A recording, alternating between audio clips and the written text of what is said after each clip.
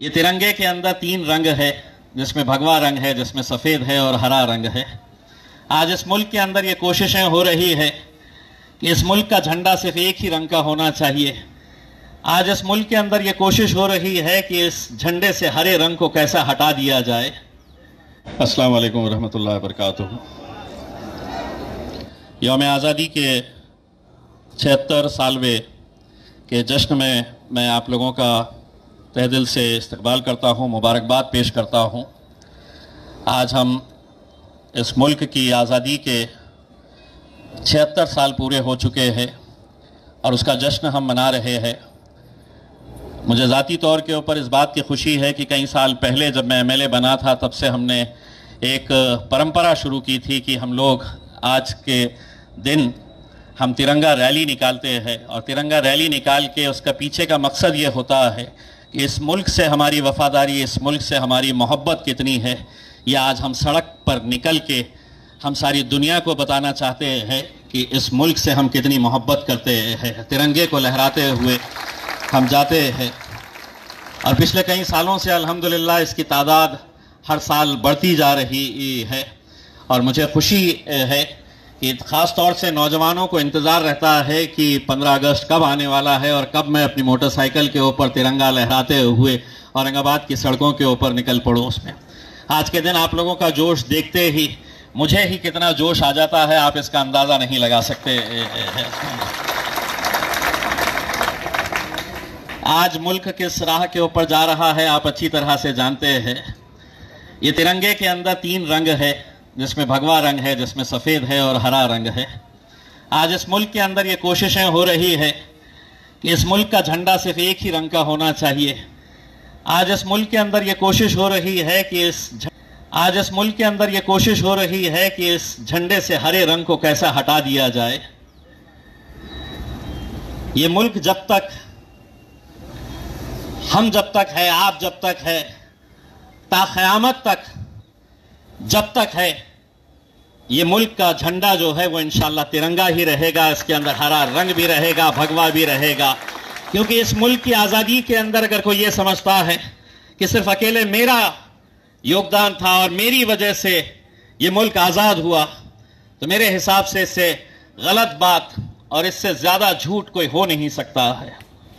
इस मुल्क की आज़ादी के अंदर न जाने कितने मुसलमानों ने अपनी जानों की कुर्बानी दी है और आज हमसे ही हमारे वफादारी का सबूत मांगा जाता है। जब गुलिस्तान को खून की जरूरत पड़ी तो सबसे पहले हमारी ही गर्दन कटी, फिर भी कहते हो ये अहले चमन, ये चमन है हमारा तुम्हारा नहीं। यकीनन इस मुल्क की जमहूरियत को आज कहीं ना कहीं कमजोर करने की कोशिश की जा रही है। इस मुल्क के संविधान को कैसा बदला जा सकता है, इस मुल्क के संविधान को कैसा खत्म किया जा सकता है, इसकी कोशिश की जा रही है।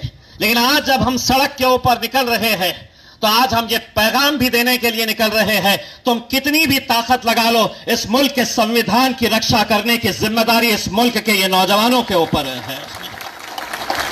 इस मुल्क के अंदर एकता, भाईचारगी का संदेश देने के लिए आज हम सड़क के ऊपर निकल रहे हैं।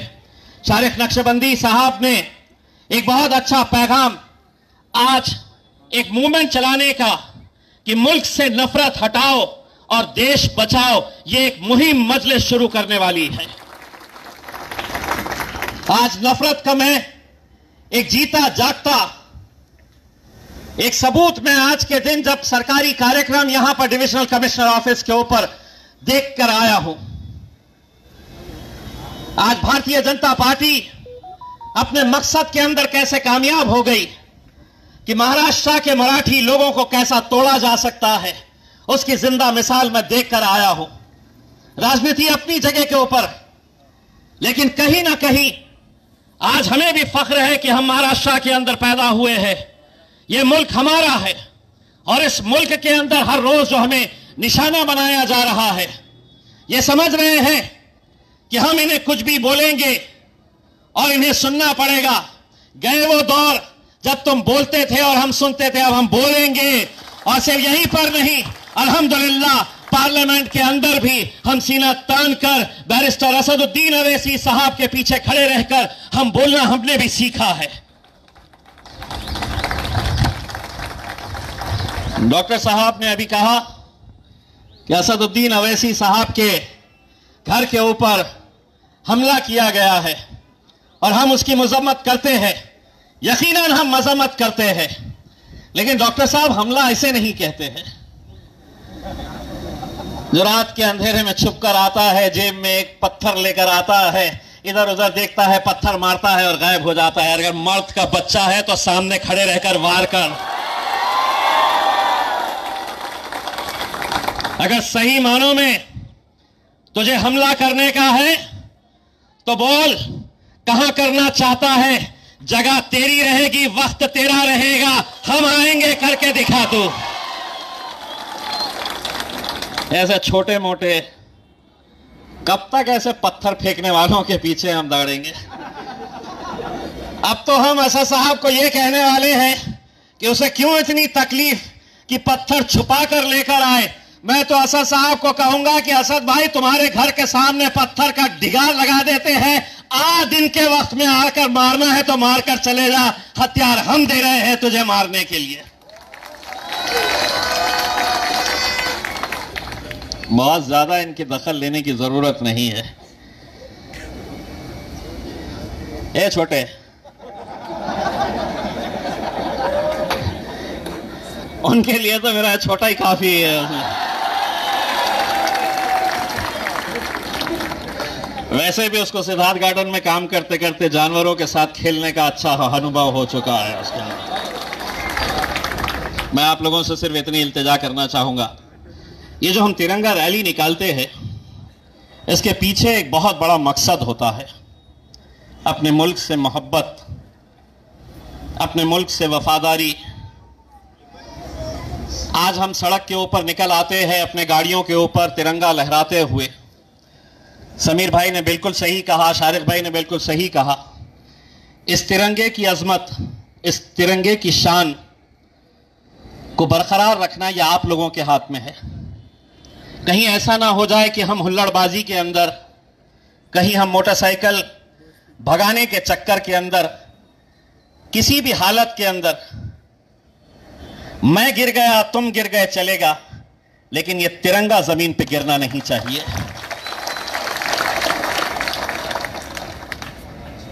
क्योंकि आज हमारे ऊपर हर तरीके से हर कोई नजर रखा हुआ है।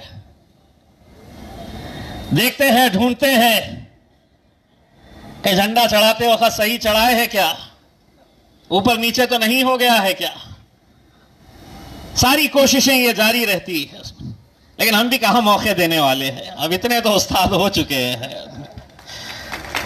तो इसीलिए आप लोग जब यहां से अपने मोटरसाइकिलों के ऊपर निकलेंगे, आज हमने एक प्रांतो साहब ने एक गाड़ी का इंतजाम किया है जिसमें देशभक्ति के गाने लगेंगे।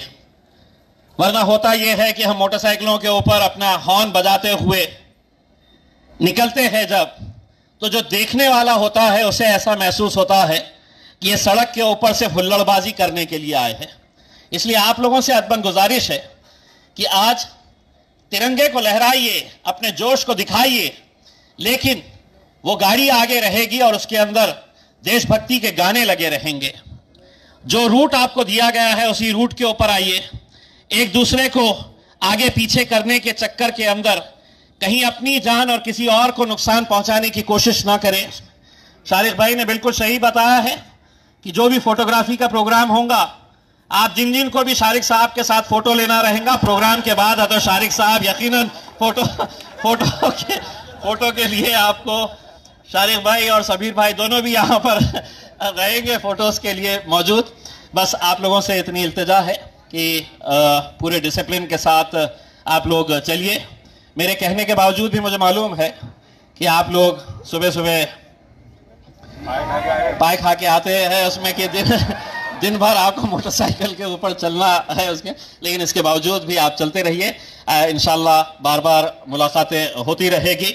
बस दुआ करिएगा कि ये 2023 का ये हम जश्न मना रहे हैं आज, यौम आज़ादी का, 2024 कैसा होगा ये आप लोगों के हाथ में है। इंशाअल्लाह आप लोग दुआ करिएगा कि 2024 का जश्न कैसा रहेगा करके। बहुत बहुत शुक्रिया। वाखिर दवाना अल्हम्दुलिल्लाह।